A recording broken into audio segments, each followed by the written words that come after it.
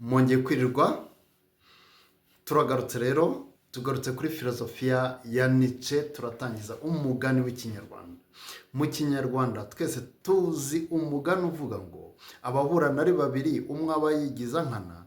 Uyu mugani utwumvisha ko buri gihe iyo hari abashyamiranye hari umwe ubuze ukuri ariko agahitamo kubeshya ku bushake. Twigisha twebwe filozofi ya Spinoza. Uyu munsi turavuga kuri Kant, kandi Kant twakomeje kumuhuza na Spinoza. Murakoze, tega amatwi. Ni Peter Claver Rurangwa, filozofi. Ariko se Emmanuel Kant iyo aza kuba hano yari kuwubona ati, uwo mugani yari kuwubona ati, Kant yari guhita akubwira ati oya ntawigiza nkana, bose nta n'umuzi ukuri. Kuki Kant avuga atya? Ni kwa kundi atandukanya noumenon na phenomenon.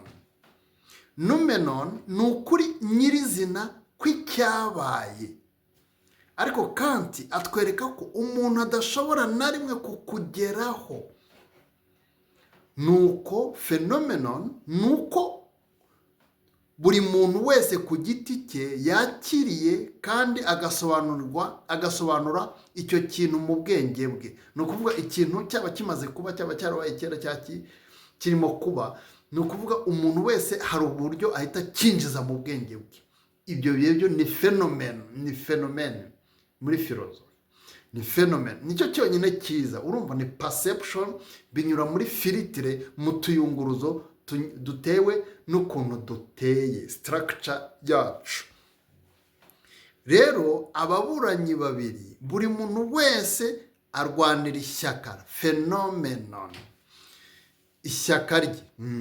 Uko ubwenge bwe bwamweretse isi ahariho hose mu bintu byose, tutitaye kuba twashyize kuri thumbnail. Ni urugero ruto gusa twafashe, nta nubwo turimo kuvuga ku mazina yabo, turabihorera n'abanyacyubahiro.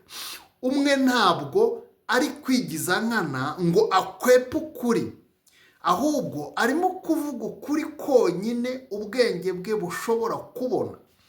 Umwanzuro wa Kant rero n'uyu: nta wigiza nkana, ahubwo bose ni abantu bafite amaso n'ubwenge bugarukira ku gice cy'ukuri. Nta n'umwe ugera ku kuri nyirizina, kuko bitashobokera umuntu n'umwe.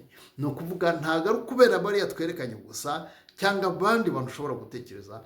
Kant we avuga yuko nta muntu ubaho ushobora kugera ku kuri, kuko twebwe ukuntu turemye ku buryo isi tuyibona biciye muri sanse zacu.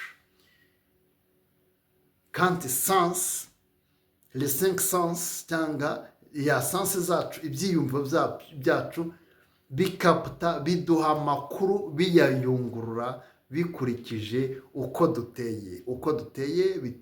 Bigenwa n'ibyo twaciyemo, bigenwa n'ibyo twamenyereye. Murakoze. Uwo ni Kant twasobanuraga.